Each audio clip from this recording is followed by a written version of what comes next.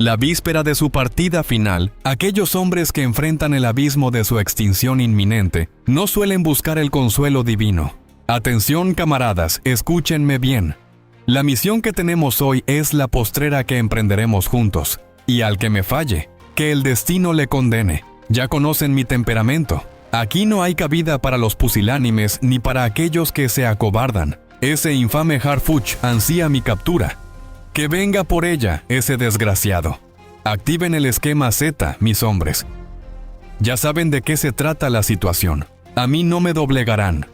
A mí no me tomarán con vida. Maldita sea. Esa grabación se extendió por 47 segundos. 47 segundos que redefinieron el curso de la historia del narcotráfico en México para siempre, imprimiendo una huella indeleble en el entramado clandestino del país.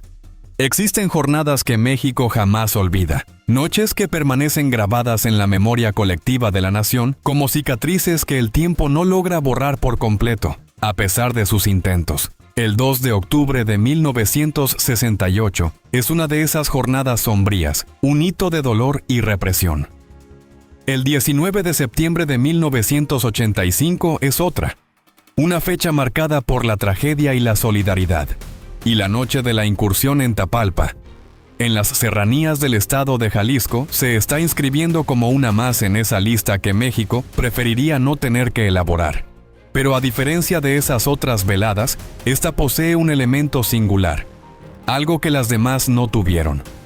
Esta noche cuenta con una particular banda sonora, una grabación, la voz de un hombre que presagiaba con exactitud lo que estaba por acaecer y que optó por registrar sus últimas directrices antes de que el cerco se cerrara sobre él de manera irrevocable. Aquel individuo era el infame Nemesio Oseguera Cervantes, conocido universalmente como El Mencho, tanto en los círculos del Jampa como en la esfera pública. Fundador y cabecilla supremo del cártel Jalisco Nueva Generación. Una organización criminal que, en menos de 2 decenios, transitó de ser una ramificación secundaria, desprendida de los milenios, a erigirse como la facción delictiva más formidable, más brutal y con mayor expansión en toda América Latina. Un hombre con una recompensa de $10 millones sobre su cabeza. Un individuo que eludió, durante más de 20 años, a la DEA, al FBI, a la Interpol, a la Marina Mexicana, al Ejército, a la Guardia Nacional y a todos los organismos de inteligencia que en algún momento lo incluyeron en sus listados de objetivos prioritarios. Un hombre al que nadie pudo doblegar hasta esa fatídica noche en Tapalpa, convirtiéndose en una leyenda de la evasión. Para ponderar la trascendencia de aquella grabación, primero es imperativo comprender el escenario de los hechos. Tapalpa es una localidad serrana en el sur del estado de Jalisco. Ubicada a poco más de 100 kilómetros de la capital jalisciense, Guadalajara. Si en alguna ocasión han tenido la oportunidad de observar imágenes de este paraje, la primera impresión es la de un rincón idílico, sacado directamente de una estampa bucólica de turismo rural. Vías adoquinadas de un matiz gris oscuro, que serpentean por las laderas de una sierra cubierta de pinos frondosos. Casas con fachadas encaladas y techos de teja roja que se funden con el paisaje. Una plaza central dominada por una edificación eclesiástica que data del siglo X, un monumento a la fe y la historia. Niños jugando despreocupadamente al atardecer. Vendedores de dulces típicos, ofreciendo sus productos en los portales. Una comunidad de 14,000 residentes. 14,000 personas que vivían su existencia apacible sin sospechar que, en algún punto de esa sierra que los abrazaba, oculto entre la vegetación densa y los caminos que no figuran en ningún mapa, operaba el cuartel general del hombre más buscado de México, un secreto guardado por la propia orografía y la complicidad silente. La elección de Tapalpa como refugio por parte de Nemesio Oseguera no fue una decisión fortuita, sino una estrategia meticulosamente planeada. Llevaba largas temporadas, posiblemente meses, desplazándose entre distintos bastiones en esa zona. La geografía de la Sierra de Tapalpa exhibe características que cualquier especialista en seguridad reconocería de inmediato como ideales para alguien que necesita ocultarse. El acceso es restringido por carretera, lo que dificulta las incursiones rápidas. Dispone de múltiples vías de escape hacia la topografía escarpada de la barranca. ofreciendo rutas de huida en caso de ser detectado. La vegetación tupida obstaculiza la observación aérea, dificultando la vigilancia desde el cielo. Además, sus poblaciones minúsculas donde un rostro ajeno se nota al instante, pero también donde la lealtad obtenida mediante prebendas del narcotráfico es un suceso cotidiano y no una excepción. Y garantizaban una red de información y protección difícil de penetrar.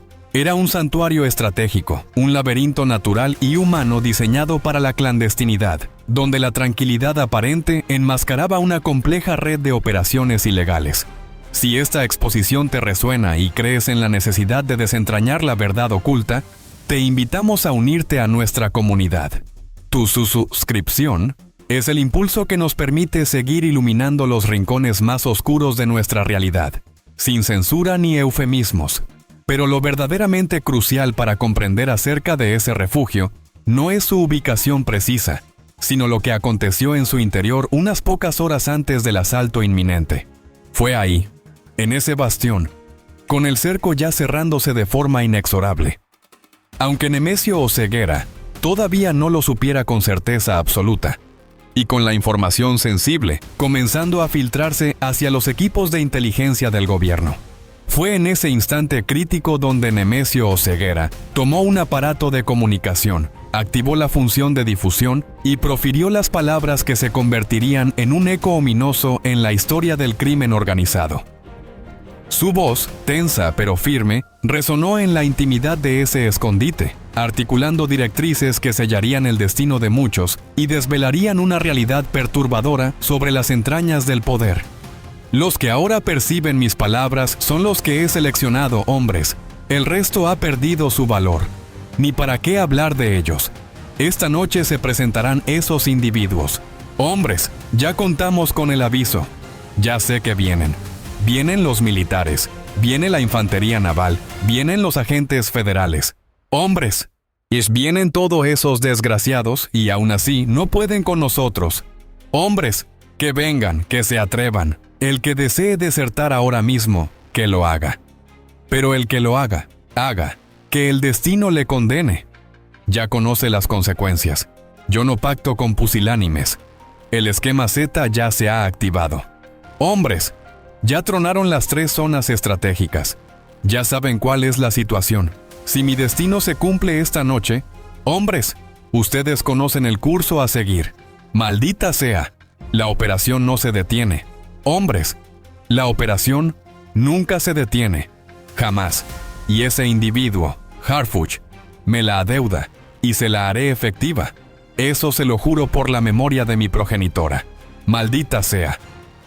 Prestaron particular atención a cada una de esas palabras, porque cada vocablo posee una relevancia capital. Y hay una frase en particular que los analistas de seguridad e inteligencia identificaron de inmediato como la más significativa de toda la grabación. No es la alusión al funcionario Harfuch, no es la puesta en marcha del esquema Z, ni siquiera la mención de las 3 jurisdicciones estratégicas. Es esta, ya poseemos la información. Esas 4 unidades léxicas lo transforman todo. Porque si Nemesio Oseguera ya estaba al tanto de la inminencia de su arribo, si alguien le había proporcionado un aviso oportuno, con la antelación suficiente como para que grabara ese audio y dictara directrices específicas, entonces, la incursión en Tapalpa no constituyó una sorpresa para ninguna de las partes involucradas. Fue un choque previsible. Una confrontación anticipada que tanto el gobierno como el cártel Jalisco Nueva Generación sabían que iba a ocurrir antes de que ocurriera. Lo que esto implica para comprender el número de víctimas que hubo aquella noche es abrumador. Lo que esto significa sobre la filtración bidireccional de información sensible es inquietante. Lo que esto revela sobre la existencia de entramados clandestinos que operan dentro y fuera de las instituciones del Estado mexicano es una verdad que desgarra el velo de la oficialidad. Es un aspecto que desglosaremos minuciosamente en el desarrollo de esta narración, exhibiendo las complejidades y las traiciones que yacen en las profundidades de esta historia. La certeza de que el líder criminal conocía los pormenores del operativo días antes, gracias a una fuente interna, convierte la misión en Tapalpa en algo mucho más que un enfrentamiento. se transforma en una crónica de corrupción y cálculo estratégico, donde la vida humana se convierte en un simple peón en un juego de ajedrez sangriento. Previamente a adentrarnos en ese aspecto, necesitamos una comprensión esencial respecto a la grabación misma, porque este audio no es tan simple como parece cuando se escucha por primera vez.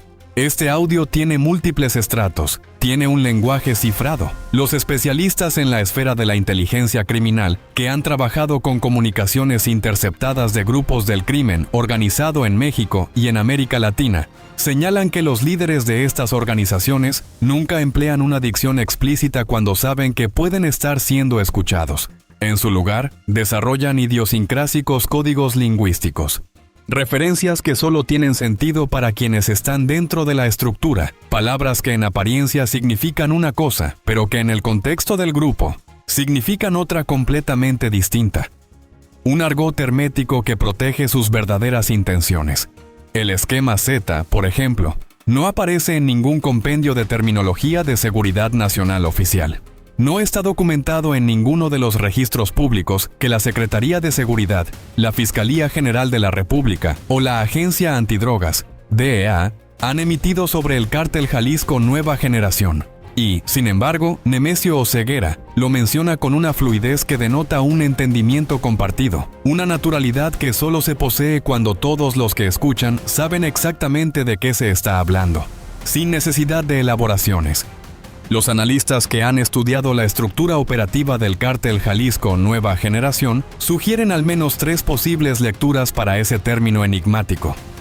Cada una de ellas ofrece una ventana a la complejidad de la mente criminal y a la sofisticación de la organización que el líder había construido. La primera exégesis, la más evidente e inmediata, es la de un protocolo de defensa bélica. Una directriz prefijada que indica a las secciones operativas del cártel en la zona que deben asumir posiciones de combate, fortificar los puntos de entrada al bastión y prepararse para una confrontación de elevado calibre. Bajo esta interpretación, el esquema Z es simplemente la orden perentoria de salvaguardar el dominio a ultranza, sin importar las bajas o los recursos que deban emplearse. Implicaría la movilización de sicarios, el despliegue de armamento pesado y la creación de barricadas o emboscadas en los accesos, transformando el refugio en una fortaleza inexpugnable, lista para repeler cualquier asalto.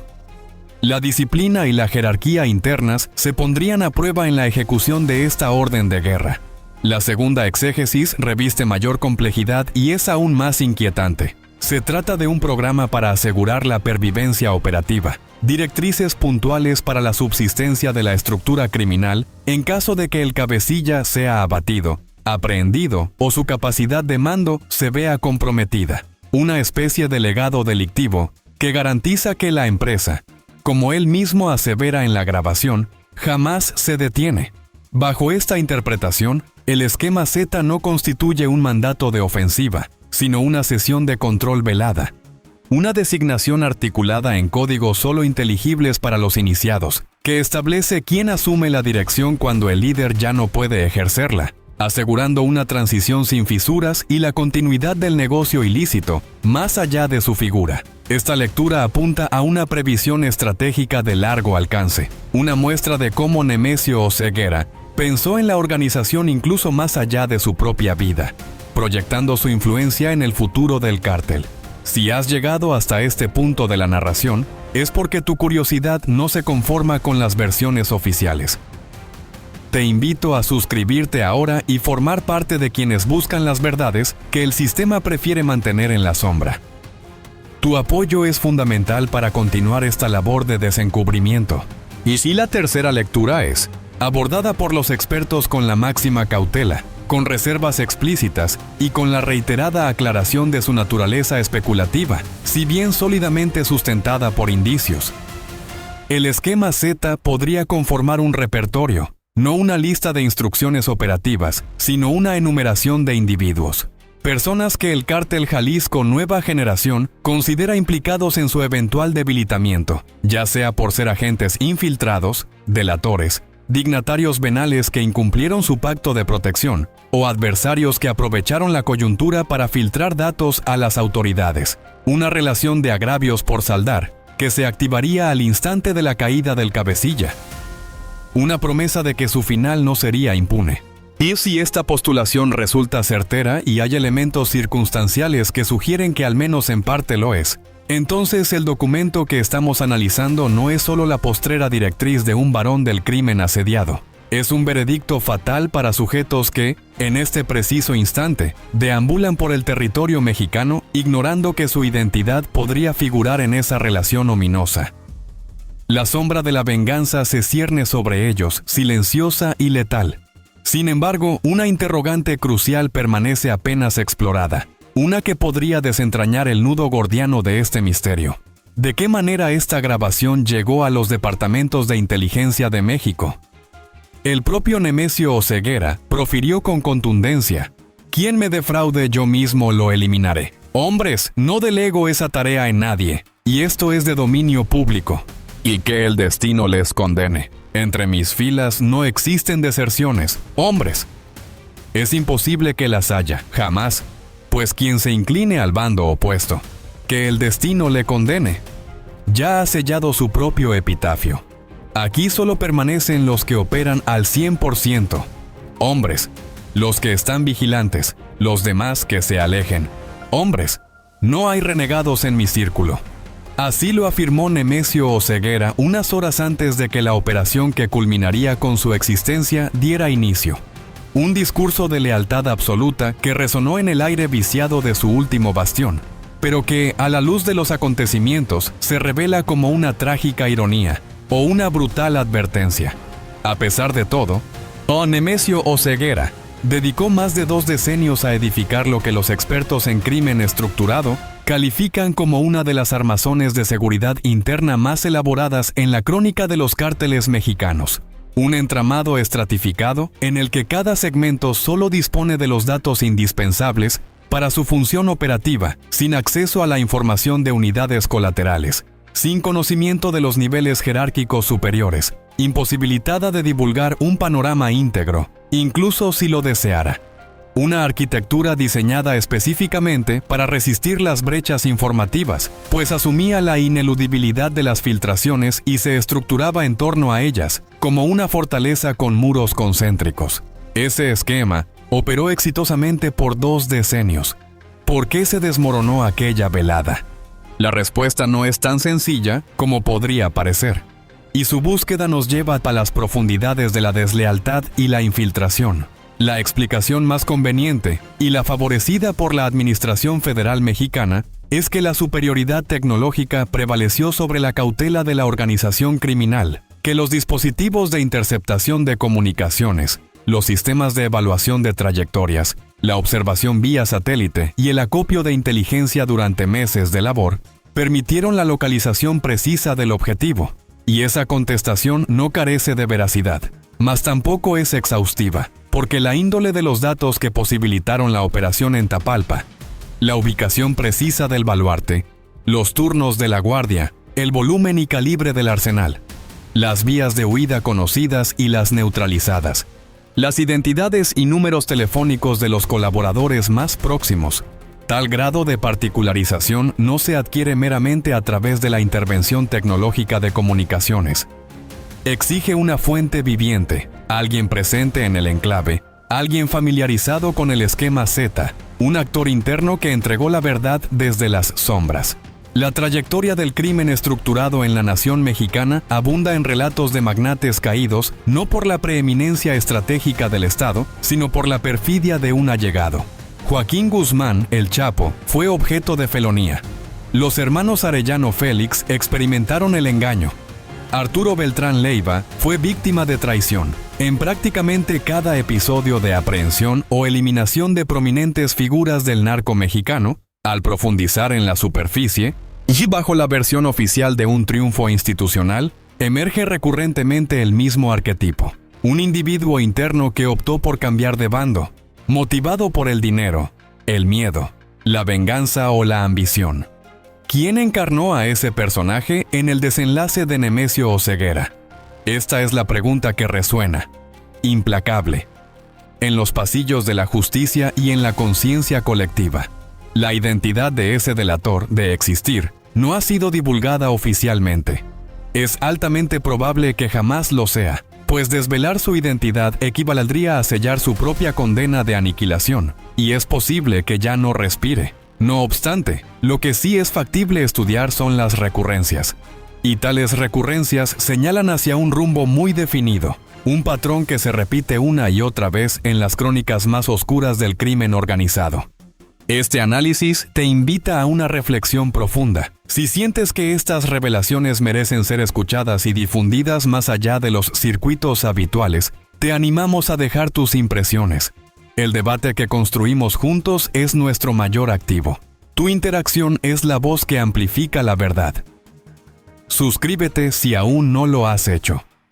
En el seno de cualquier entramado delictivo de la envergadura del Cártel Jalisco Nueva Generación, la transferencia del mando representa la cuestión de mayor riesgo, más crítica que las incursiones policiales, más que los conflictos intercártel, incluso más que la aprehensión del cabecilla, pues al caer el líder, todos aquellos que aguardaban su oportunidad para ascender se movilizan simultáneamente, como depredadores olfateando la debilidad.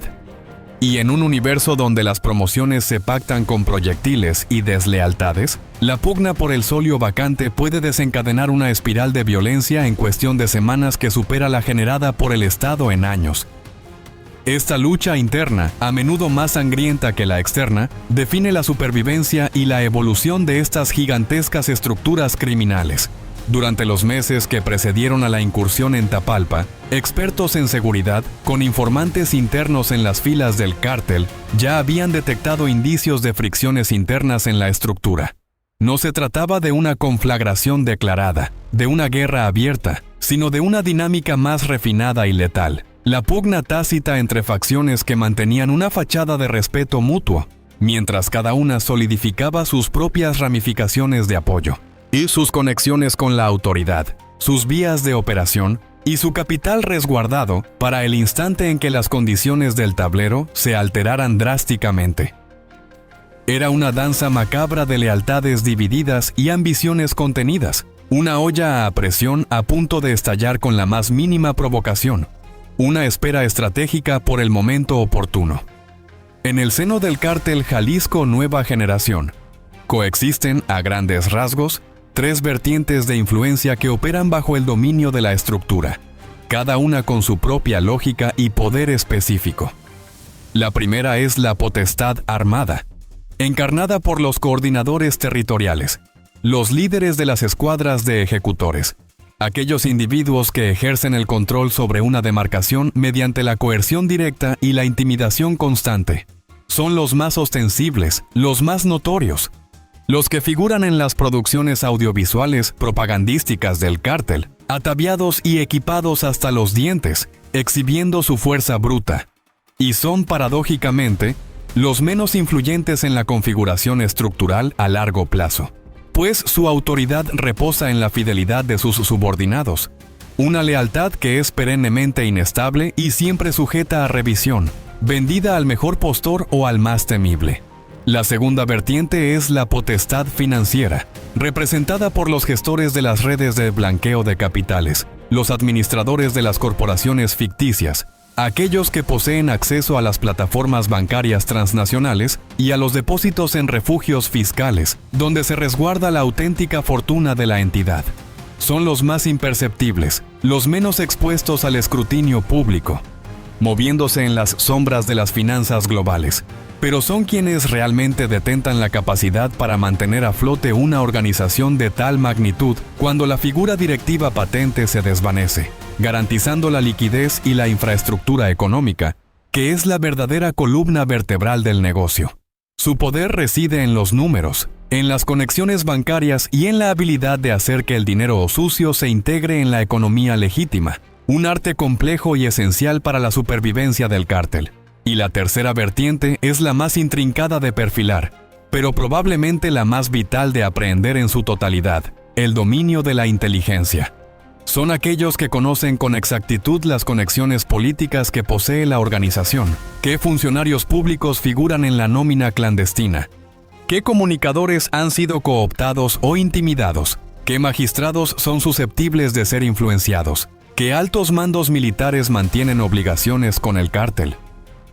En esencia, quienes custodian el compendio exhaustivo de todas las connivencias que posibilitan la existencia y operación de una entidad como el Cártel Jalisco Nueva Generación dentro de un Estado que, en teoría, debería perseguirla implacablemente. Poseen el archivo secreto de la corrupción sistémica, la memoria viva de la impunidad.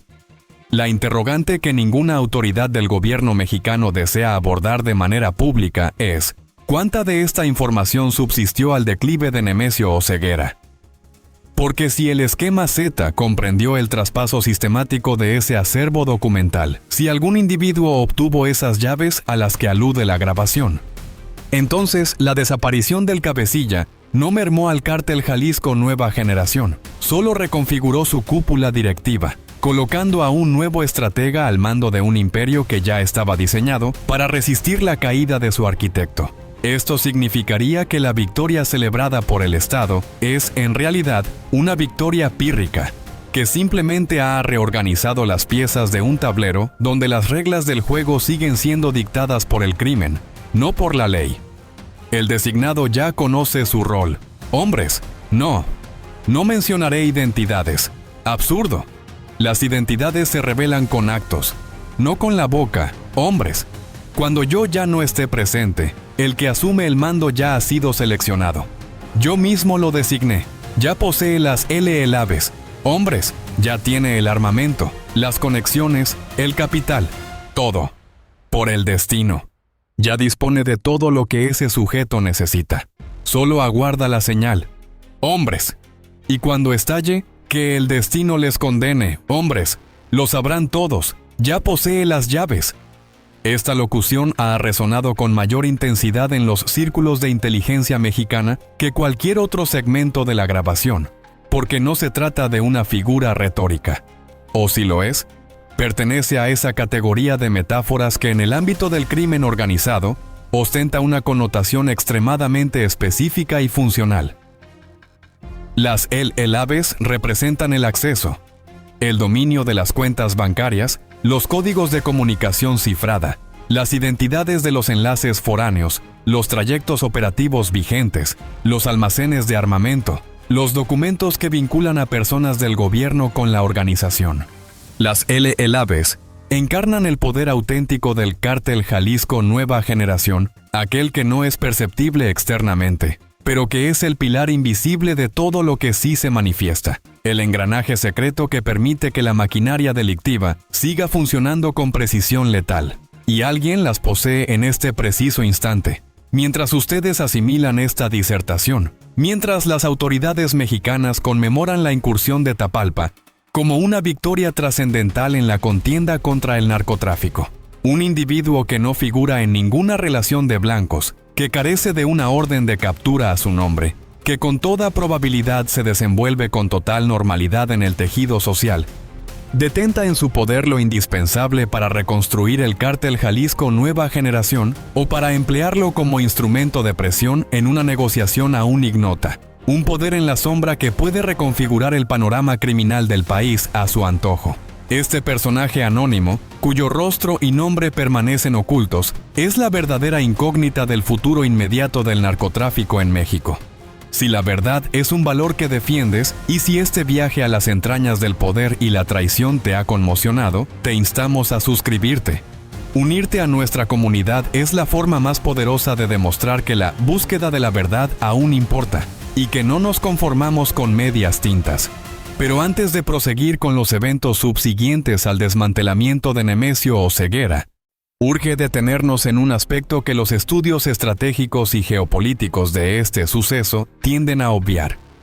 Debemos referirnos a quienes perecieron aquella noche, no al cabecilla, sino a los otros, a aquellos que no tenían retribuciones multimillonarias por su captura, ni haberes en jurisdicciones fiscales privilegiadas, ni figuraban en las crónicas del narcotráfico. A quienes en esa velada en Tapalpa solo portaban un atuendo reglamentario, un arma, y la instrucción de avanzar hacia un punto donde la grabación de Nemesio Oseguera ya había establecido una retaguardia inexpugnable. El informe oficial aludió a víctimas.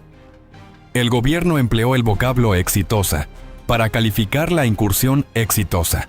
Cuando una operación culmina con 17 efectivos de las fuerzas de seguridad mexicanas caídos en confrontación, la expresión exitosa adquiere un regusto amargo que ninguna comparecencia ante la prensa logra ocultar por completo. 17 individuos, 17 núcleos familiares, 17 trayectorias que la administración sintetizó en un comunicado de 2 apartados y que los órganos de prensa cubrieron por una jornada antes de transitar a la próxima noticia, dejando tras de sí un vacío inmenso y preguntas sin respuesta, un silencio ensordecedor para los deudos. Lo que la grabación de Nemesio Oseguera nos faculta a comprender respecto a esas pérdidas humanas es una cuestión que las autoridades no han dilucidado y que los parientes de los fallecidos merecen conocer con absoluta claridad. El cártel Jalisco Nueva Generación ya estaba prevenido de su llegada. Contaban con la información privilegiada, tal como lo aseveró el propio Nemesio Oseguera en la grabación. Disponían de un lapso considerable para disponer sus emplazamientos, para distribuir el arsenal, para obstruir los trayectos de ingreso y egreso, para transformar aquel bastión en una celada con múltiples puntos de fuego, dirigidos hacia los accesos. Un informante que participó en la incursión, cuya filiación no puede ser revelada por motivos de seguridad, relató los sucesos a medios de investigación autónomos de la siguiente manera. No era un arresto, era una confrontación anticipada. Ellos sabían por dónde íbamos a irrumpir. Habían apostado a sus hombres precisamente en los ángulos estratégicos. Eso no se ejecuta sin planificación. No se improvisa porque no fue una acción espontánea. Fue la resultante del esquema Z activado. Fue la materialización de las directrices que percibimos en el audio. Fue la implicación directa de que algún actor dentro o cercano al aparato gubernamental filtró los detalles de la incursión al cártel Jalisco Nueva Generación con la antelación suficiente para que Nemesio Oseguera registrara esa grabación y sus hombres adoptaran sus posiciones de combate. Y esto nos conduce a la interrogante que ninguna autoridad gubernamental desea contestar. Si Nemesio Oseguera poseía el aviso confidencial, ¿quién se lo proporcionó? ¿Quién, desde las sombras del poder, entregó las vidas de esos 17 hombres a la estrategia del enemigo? Esta narrativa es un espejo de nuestra sociedad. ¿Quién crees que fue el traidor? ¿Quién, en tu opinión, fue el informante de Nemesio Oseguera? Tu perspectiva enriquece este debate crucial. Escribe tus ideas en los comentarios y juntos construyamos una comprensión más completa. Tu voz cuenta. Suscríbete. La penetración de las fuerzas de seguridad mexicanas por parte del crimen organizado no constituye una incógnita para nadie informado. Es una realidad documentada, admitida incluso por las propias entidades, que los cárteles mexicanos mantienen en su plantilla a individuos en prácticamente todos los escalafones de las corporaciones policiales y de seguridad de la nación. No es una rareza, es una estructura contigua que opera bajo una idiosincrásica racionalidad y que, en numerosos escenarios, se revela más eficaz que la configuración oficial. El cártel Jalisco Nueva Generación manifiesta una agresividad singular en esta área. Sus tácticas para cooptar informantes dentro del aparato estatal fusionan el soborno con la coerción de una forma que los especialistas catalogan como sistemática y metódica. No solo persiguen a agentes venales en busca de una prebenda adicional. Buscan a individuos en posiciones estratégicas con acceso a datos confidenciales, a quienes pueden comprometer de tal suerte que no puedan retroceder. Una vez envueltos, esas personas carecen de escapatoria, pues el cártel Jalisco Nueva Generación no concede indulto a quienes intentan desertar, y esto es universalmente conocido. Así lo expresó el propio Nemesio Oseguera en la grabación que examinamos, con una claridad brutal que no deja lugar a dudas. En este marco, la pregunta de quién divulgó la información de la incursión a la organización carece de una respuesta sencilla y única. Pudo haber sido un miembro de la Guardia Nacional, un componente de las agencias de inteligencia civil, o quizás alguien mucho más allegado al núcleo de la operación de lo que cualquiera se atreva a suponer. Un fantasma en el engranaje del Estado. Lo que sí es incuestionable, lo que la grabación corrobora sin titubeos, es que hubo una brecha de información, y esa brecha costó 17 existencias, un precio de sangre que la sociedad mexicana todavía paga. Ahora, con Nemesio Oseguera desplazado del escenario, con el sitial del Cártel Jalisco Nueva Generación vacante por primera vez en su trayectoria, México se enfrenta a una situación que los especialistas en seguridad han advertido durante años como el más crítico de los escenarios imaginables. No la presencia de un cártel formidable con un dirigente manifiesto, sino la pulverización de esa entidad criminal sin una dirección definida. La historia contemporánea del crimen organizado en México ofrece abundantes ejemplos de lo que acontece cuando una macroorganización pierde a su cabeza sin un relevo planificado y ordenado. El cártel de los Beltrán Leiva se desintegró en al menos 6 facciones distintas tras el deceso de Arturo, y esa fragmentación propició una oleada de violencia en las entidades de Morelos, Guerrero y Sinaloa que se extendió por largos periodos. Los Caballeros Templarios se transformaron en una docena de agrupaciones menores después de la aprehensión y extradición de sus cabecillas. Y esa disgregación fue el génesis de conglomerados como la familia michoacana Recargada y el Cártel de los Rojos, que aún hoy mantienen actividades delictivas, aumentando la complejidad y brutalidad del panorama. El Cártel Jalisco Nueva Generación supera en magnitud a cualquiera de esos precedentes, y su eventual fragmentación conlleva un peligro proporcionalmente mayor. Una tormenta perfecta de violencia incontrolable que amenaza con arrastrar a regiones enteras del país hacia un abismo de caos. En la configuración del Cártel Jalisco Nueva Generación, existen actualmente al menos 3 facciones con la capacidad efectiva de asumir el relevo de Nemesio Oseguera. La primera es la facción de los veteranos, aquellos individuos que acompañaron a Nemesio Oseguera desde sus inicios, desde los tiempos en que el Cártel Jalisco Nueva Generación era aún una ramificación modesta y no el coloso en que se convirtió. Son quienes poseen la mayor legitimidad histórica dentro de la organización, sustentada en años de lealtad y sangre derramada, pero también son los más vulnerables a la persecución estatal, pues acumulan décadas figurando en los archivos de inteligencia. Sus rostros y nombres ya son conocidos por las autoridades, lo que los convierte en blancos de alto valor y alto riesgo. La segunda es la facción de los operadores financieros, aquellos que gestionan el flujo monetario genuino, las inversiones en entidades comerciales lícitas, los nexos transnacionales con distribuidores en el viejo continente, Asia y Norteamérica. Son quienes tienen la potestad de sostener la organización económicamente, incluso bajo la presión del componente armado, gracias a su habilidad para mover y blanquear capitales que es calcio global, y son los que más se beneficiarían de un relevo estructurado, dado que su influencia no emana de la violencia directa, sino de la continuidad empresarial y la estabilidad económica del cártel, buscando preservar los vastos beneficios generados por el tráfico de drogas y otras actividades ilícitas. Su juego es el de los números y las cuentas, no el de las balas. Y la tercera facción es la más compleja de perfilar y la más arriesgada de subestimar. Son los que el Mencho jamás mencionó en público. Los que operan en un grado de invisibilidad que ni siquiera los analistas más avesados pueden describir con nitidez. Los que aguardaron con una templanza que solo cobra significado si desde un principio supieron que su instante llegaría. Es concebible que entre estas 3 facciones se encuentre el individuo que custodia las LLAVs a las que se refiere la grabación. No es meramente posible. Es prácticamente una certidumbre, una sombra calculadora que ha estado esperando su momento para emerger y reclamar el trono, habiendo aprendido las lecciones de sus predecesores y preparado su ascenso con una paciencia letal. Su poder se nutre del misterio y la estrategia a largo plazo. Adelante pues, camaradas, ha llegado el momento. Maldita sea, que el que se acobarde, que se quede con su cobardía.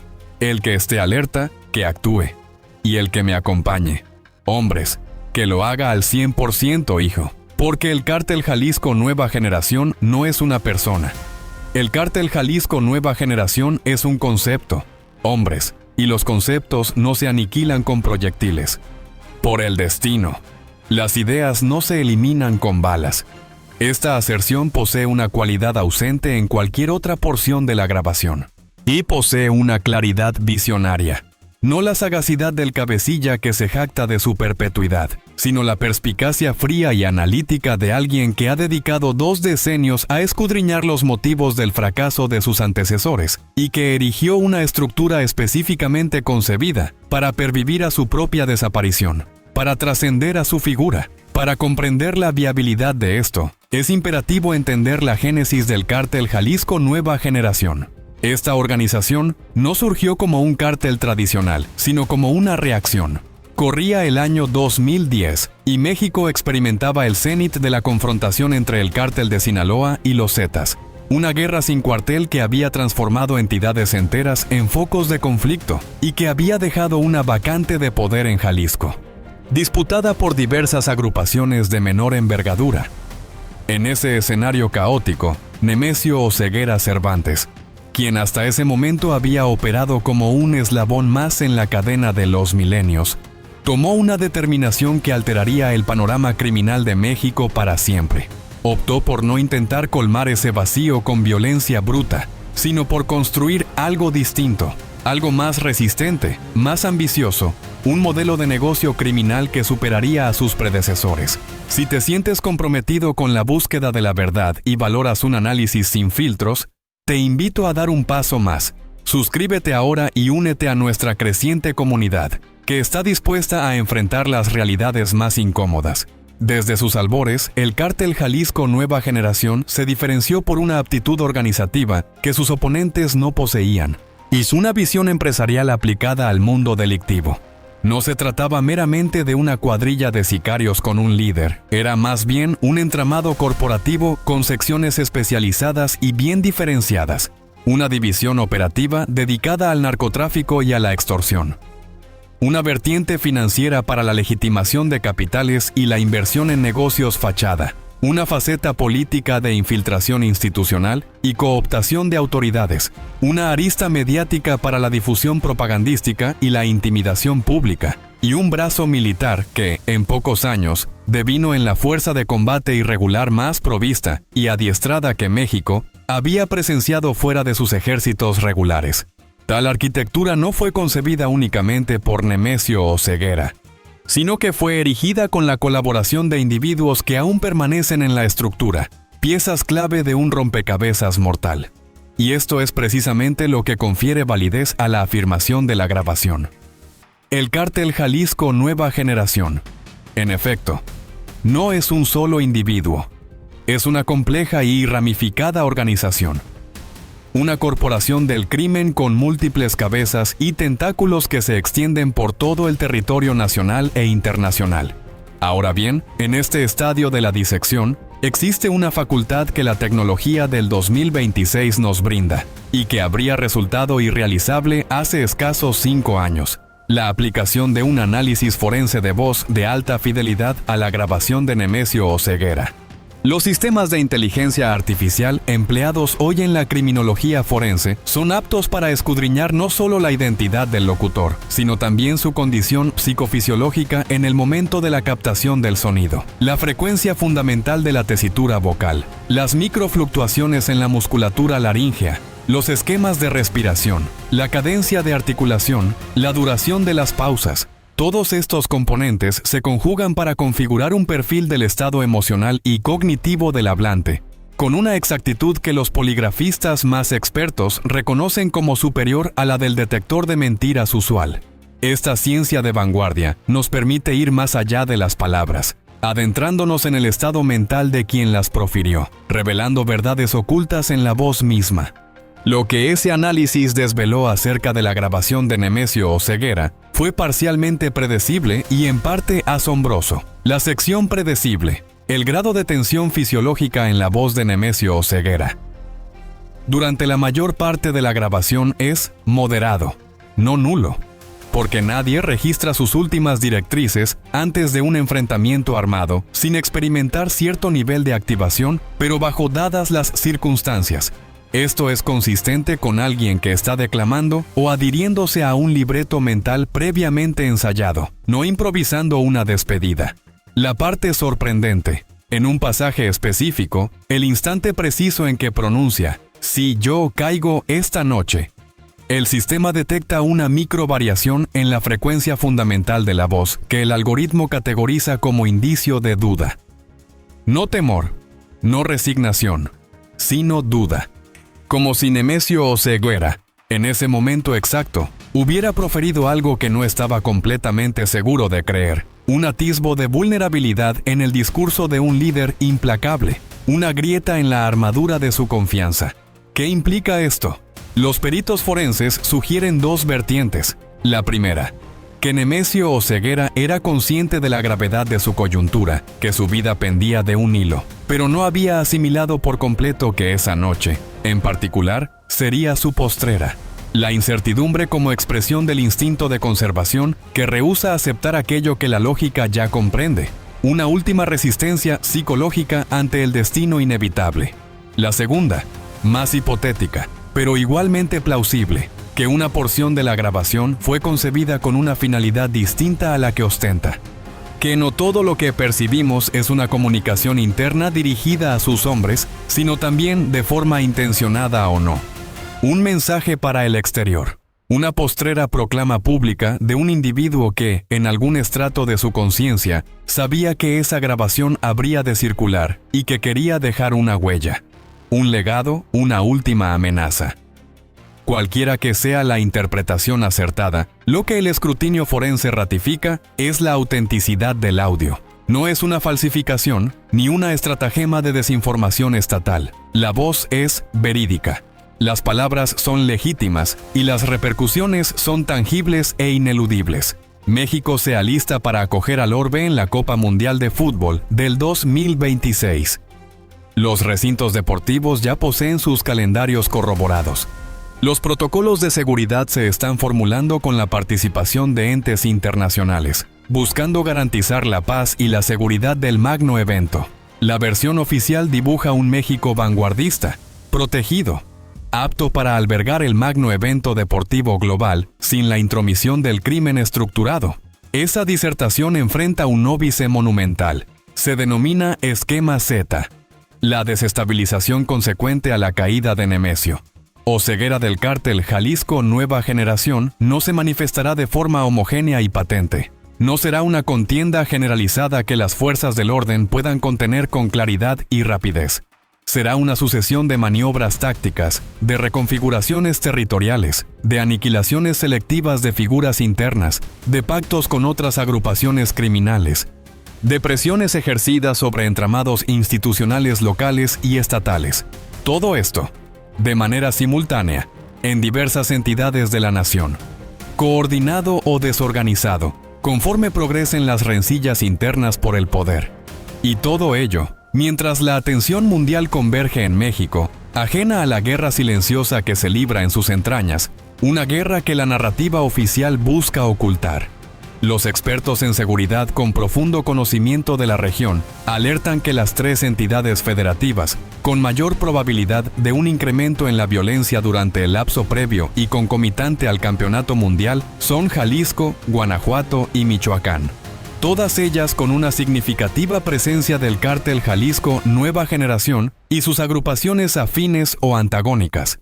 Todas ellas inmersas en un proceso dinámico de renegociación de dominios y trayectos tras el vacío de hegemonía que propició el declive de Nemesio Oseguera, un caldo de cultivo para la intensificación de los conflictos. El gobierno mexicano es consciente de esta situación. Los organismos de seguridad transnacionales, que brindan asesoría para la operación de seguridad del Mundial, también lo saben. La cuestión reside en si existe una genuina voluntad política para proceder con base en esa información antes de que la problemática alcance un extremo irreversible, un punto de no retorno donde la violencia descontrolada se adueñe por completo de vastas regiones del país. La grabación de Nemesio Oseguera, que hemos disecado hoy, no es meramente un vestigio histórico, es una advertencia vigente, un mensaje codificado para aquellos que estén dispuestos a escucharlo. Y la primera interrogante que cualquier ciudadano mexicano debería plantear a sus mandatarios es elemental. ¿Qué gestión se le dio a la información contenida en esa grabación? ¿Fue procesada? ¿Se tomaron medidas al respecto? ¿Sirvió para algo más allá de justificar el comunicado de prensa que declaró la operación como exitosa? mientras 17 familias lloraban la pérdida de sus seres queridos? La exigencia de transparencia y rendición de cuentas es ahora más urgente que nunca. Hemos escuchado el audio, lo hemos desglosado locución por locución. Hemos disertado sobre el felón que pudo haber traicionado, el esquema Z y sus posibles significados, las LLAVs que confieren el poder real, el precio en existencias humanas, el vacío de autoridad y la amenaza que todo ello entraña para la solidez de México en uno de los periodos más notorios de su historia reciente. Pero la interrogante postrera es la de mayor envergadura y es la que rara vez se formula con la debida profundidad. ¿Qué acciones emprenderá la colectividad mexicana con esta revelación? Porque los cárteles no emergen de la nada. No son entes foráneos que se imponen sobre una sociedad que los repudia. Son la consecuencia de decenios de corrupción institucional, de disparidad económica abismal, de la ausencia del Estado en vastas porciones del territorio nacional. Son el resultado de una beligerancia contra los narcóticos concebida para el fracaso, y de una connivencia tácita de múltiples actores que prefieren la estabilidad corrupta al desorden que acarrearía una transformación genuina y profunda de las estructuras de poder. Nemesio Oseguera no erigió el cártel Jalisco Nueva Generación en la inopia, lo edificó en el intersticio que México le proveyó para su construcción, en los vacíos dejados por la negligencia y la colusión. Y mientras ese intersticio persista, mientras las premisas estructurales que posibilitaron la existencia del cártel Jalisco Nueva Generación sigan sin resolución, el hecho de que Nemesio Oseguera haya sucumbido en Tapalpa constituye una victoria táctica relevante, indudable, real, pero táctica no estratégica. Nemesio Oseguera aseveró en su grabación que el cártel Jalisco Nueva Generación es una idea. En eso tenía razón. Y si la única vía para combatir una idea no es erradicar a quien la personifica, es forjar una concepción más potente, más justa, más atractiva para las nuevas generaciones. Una concepción que haga que lo que el cártel Jalisco Nueva Generación promueve, el poder efímero, el caudal ilimitado, la fidelidad adquirida por el miedo, cese de ser atractivo para las generaciones que crecerán en el México post-Tapalpa. Un México que debe elegir entre la repetición de la historia o la construcción de un futuro diferente, donde la ley y la esperanza prevalezcan sobre la barbarie y la desesperación. Vamos, pues, hombres, es la hora, que les condene el destino. El que vacile, que se quede con su cobardía. El que confíe en mí, que avance. El que no, que el destino le condene, que se aparte. Porque al que titubee esta noche, yo mismo lo eliminaré. Maldita sea, no hay mañana, hombres, no hay segunda oportunidad. Esta noche o se arriesgan, o sucumben acobardados. Hombres, así de simple, que el destino les condene, y el que esté conmigo de verdad. Hombres, que esté al 100%, hombre, al 100% o al 100% siempre. Esas fueron las postreras palabras registradas de Nemesio Oseguera Cervantes. El que está conmigo que esté al 100%. Horas después de aquella grabación, la operación dio inicio. Nemesio Oseguera no emergió de aquellas cumbres. 17 efectivos de la Guardia Nacional tampoco regresaron a sus hogares, dejando un luto imborrable. Y México persiste en la espera, anhelando discernir la verdadera magnitud de esa victoria que, hasta hoy, se siente incompleta. ¿Qué pasó con el esquema Z? ¿Quién tiene las llaves? ¿Quién fue el traidor? ¿Cuándo vamos a escuchar la verdad completa? Sin adornos ni omisiones.